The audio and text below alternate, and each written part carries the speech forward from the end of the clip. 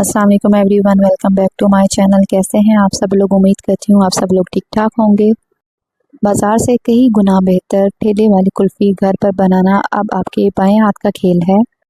आज मैं आप लोगों के साथ बहुत ही आसान कुल्फ़ी की रेसिपी शेयर करूँगी। ये कुल्फ़ी मैं आप लोगों के साथ बहुत ही आसान तरीके के साथ शेयर करूँगी। ना तो मैं इसमें कंडेंस मिल्क का इस्तेमाल करूँगी, ना ही ब्रेड का और ना ही खोए का इस्तेमाल करूँगी। एक दफ़ा आप लोग मेरे तरीके से ये कुल्फ़ी बनाकर देखें, इंशाल्लाह आप बाहर की कुल्फ़ी लेना भूल जाएंगे। ये बहुत ही बजट फ्रेंडली रेसिपी है।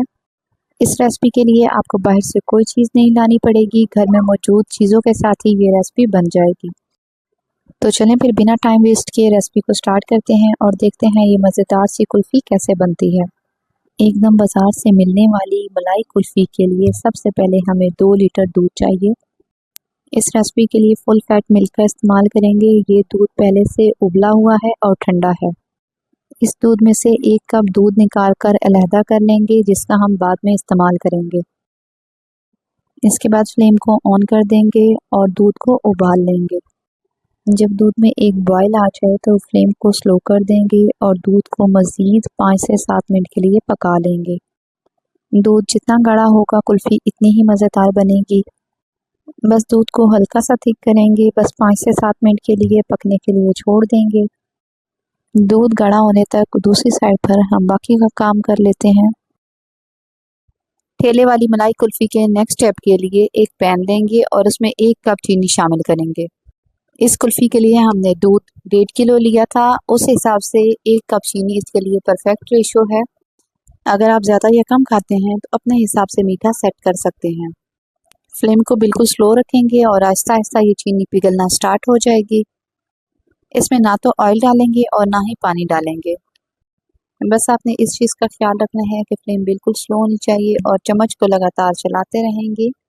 आहिस्ता आहिस्ता चीनी मेल्ट होना शुरू हो जाएगी और इसका कलर चेंज हो जाएगा। चीनी का कलर वाइट से गोल्डन होना स्टार्ट हो जाएगा। चीनी जब मेल्ट हो जाए तो इसे बहुत ज़्यादा नहीं पकाएंगे, वरना कुल्फ़ी में कड़वापन आ जाएगा, जो कि हमें बिल्कुल भी नहीं चाहिए। अब गर्मा गर्म दूध में इस चीनी को शामिल कर देंगे। दूध को पकते हुए 5 से 6 मिनट हो चुके हैं। आहिस्ता आहिस्ता करके चीनी दूध में शामिल कर देंगे। चीनी डालने से दूध एकदम से ऊपर आएगा, तो आपने इस स्टेप को बहुत ही ध्यान से करना है। इसके बाद चम्मच से दूध को अच्छी तरह से मिक्स करेंगे और चीनी जो आपको नज़र आ रही है, कुछ देर में ही ये चीनी खुद ब खुद मेल्ट हो जाएगी। 1 से 2 मिनट पकाने के बाद आप फ्लेम को बिल्कुल स्लो कर देंगे और स्लो फ्लेम पर ही चीनी को मेल्ट होने देंगे। जब तक चीनी मेल्ट हो रही है, हमने जो 1 कप दूध निकाल के रखा था उसमें कुछ चीज़ें शामिल कर लेते हैं। सबसे पहले आपने इस दूध में मिल्क पाउडर शामिल करना है। आपने इसमें टी वाइटनर का इस्तेमाल नहीं करना, फुल फैट मिल्क का ही इस्तेमाल करेंगे। इसके बाद हम इसमें शामिल करेंगे 4 टेबलस्पून कॉर्नफ्लोर के। इसके बाद आप इसमें 4 चम्मच टेट्रा पैक क्रीम के या फिर घर में मौजूद मलाई के शामिल करेंगे। मैं इस स्टेप को रिकॉर्ड नहीं कर सकी। इसके बाद आपने इन सारी चीज़ों को अच्छी तरह से मिक्स कर लेना है। कॉर्नफ्लोर नीचे जाके बैठ जाता है, इसलिए आपने अच्छी तरह से कॉर्नफ्लोर को और मिल्क पाउडर को मिक्स करना है। तब तक मिक्स करेंगे जब तक सारी चीज़ों का टेक्सचर स्मूथ ना हो जाए। तो चलिए अब कुल्फ़ी की तरफ चलते हैं। दूध को पकते हुए मज़ीद 4 से 5 मिनट हो चुके हैं और चीनी इसमें अच्छी तरह से मिक्स हो चुकी है। अब इसमें शामिल करेंगे वो दूध जिसमें हमने कॉर्नफ्लोर, क्रीम और मिल्क पाउडर शामिल करके रखा था। यह बहुत ही बजट फ्रेंडली रेसिपी है। आप इस 1.5 लीटर दूध से 2 लीटर आइसक्रीम बनाकर तैयार कर सकते हैं। चम्मच की मदद से मुसलसल मिक्स करते रहेंगे। क्योंकि हमने इसमें कॉर्नफ्लोर शामिल किया है तो दूध बहुत ही जल्दी गाढ़ा होना शुरू हो जाएगा। बस आपने चम्मच को मुसलसल चलाते रहना है ताकि गुठलियाँ ना बने। 3 से 4 मिनट तक के लिए मज़ीद पकाएंगे ताकि कॉर्नफ्लोर का कच्चापन निकल जाए। अब आप कुल्फ़ी की थिकनेस चेक कर सकते हैं। इस स्टेज पर आपने फ्लेम को ऑफ कर देना है और दूध को ठंडा होने के लिए साइड पर रख देना है। आप इस कुल्फ़ी को किचन काउंटर पर भी रखकर ठंडा कर सकते हैं और अगर आपके पास टाइम कम हो तो आप फ्रिज में भी रखकर इसे ठंडा कर सकते हैं। ठंडा होने के बाद ये कुल्फ़ी का मिक्सचर और ज़्यादा गाढ़ा हो जाएगा। कुल्फ़ी में अच्छी खुशबू लाने के लिए थोड़ा सा इलायची का पाउडर शामिल करेंगे या फिर आप इसमें अर्के गुलाब भी शामिल कर सकते हैं। इसके बाद इस कुल्फ़ी को मज़ीद फेंट लेंगे।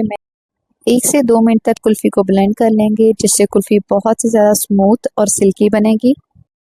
ब्लेंड करने से मिक्सचर और ज़्यादा स्मूथ हो जाएगा और सारी गुठलियाँ ख़त्म हो जाएंगी। इससे ये होगा कि कुल्फ़ी में बर्फ़ नहीं जमेगी। अब बारी आती है कुल्फ़ी बनाने की, तो यहाँ पर मैंने डिस्पोजेबल ग्लास लिए हैं। ये मार्केट में हर जगह आसानी के साथ मिल जाते हैं। कुल्फ़ी डालते वक्त थोड़ी सी जगह खाली रहने देंगे और सारे ग्लासेस में कुल्फ़ी फिल कर लेंगे। ग्लास में कुल्फ़ी डालने के बाद हमने ग्लास को कवर करना है ताकि कुल्फ़ी में बर्फ़ ना जमे और हमारी कुल्फ़ी बिल्कुल सिल्की और स्मूथ बने।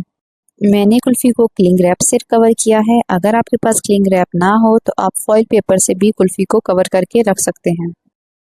कवर करने के बाद कुल्फ़ी को सारी रात के लिए फ्रीज़र में सेट होने के लिए रख देंगे। बाकी बची हुई कुल्फ़ी को भी हम किसी बॉक्स में डाल लेंगे। उसके बाद इसे भी क्लिंग रैप से कवर करेंगे और इसको भी सारी रात के लिए फ्रीज़र में सेट होने के लिए रख देंगे। सारी रात फ्रीज़र में रखने के बाद हमारी कुल्फ़ी अच्छी तरह से सेट हो चुकी है। क्लिंग रैप को निकाल देंगे। इसके बाद ग्लास वाली कुल्फ़ी को आपने हाथों की मदद से शेक करना है, जिसकी वजह से कुल्फ़ी बहुत ही आसानी के साथ बाहर आ जाएगी। अब मैं आपको कुल्फ़ी काट कर दिखाती हूँ। एकदम सिल्की और स्मूथ कुल्फ़ी तैयार हुई है। कटिंग करने के बाद आप इसे डेकोरेट करेंगे ड्राई फ्रूट से। इसके बाद कुल्फ़ी पर डाल देंगे रूह अफ़ज़ा या जामे शीरी, जिससे कुल्फ़ी का मज़ा दुबाला हो जाएगा। ये मलाई कुल्फ़ी बहुत ही मज़ेदार बनी थी। एक दफ़ा आपने इस कुल्फ़ी को ज़रूर ट्राई करना है। इसी स्टेज पर मैं आप लोगों से कहना चाहूँगी कि अगर आप लोग को मेरी वीडियो ज़रा सी भी अच्छी लग रही हो तो लाइक शेयर कर दें, और अगर आप मेरे चैनल पर नए हैं तो मेरे चैनल को भी सब्सक्राइब कर लें ताकि मेरी नई आने वाली वीडियोस आप लोग को मिलती रहें। आप कंटेनर वाली आइसक्रीम को भी निकाल लेंगे और उस पर डालेंगे ढेर सारे ड्राई फ्रूट्स और इसके बाद कुल्फ़ी की कटिंग कर लेंगे। आपने इस रेसिपी को एक दफ़ा ज़रूर ट्राई करना है, और अगर आपको रेसिपी अच्छी लगे तो अपने फ्रेंड्स और फैमिली मेम्बर्स के साथ ज़रूर शेयर करना है। अब इस कुल्फ़ी से आप कुल्फ़ी फ़ालूदा भी तैयार कर सकते हैं। फ़ालूदा बनाने की रेसिपी मैं आप लोगों के साथ जल्द ही शेयर करूँगी। मेरी आज की रेसिपी आप लोगों को कैसी लगी कमेंट सेक्शन में अपना फ़ीडबैक मेरे साथ ज़रूर शेयर करें। मुझे आपके फ़ीडबैक का इंतज़ार रहेगा। आज के लिए बस इतना ही। मिलती हूँ किसी न्यू वीडियो में किसी न्यू रेसिपी के साथ। तब तक के लिए टेक केयर। अल्लाह हाफ़िज़।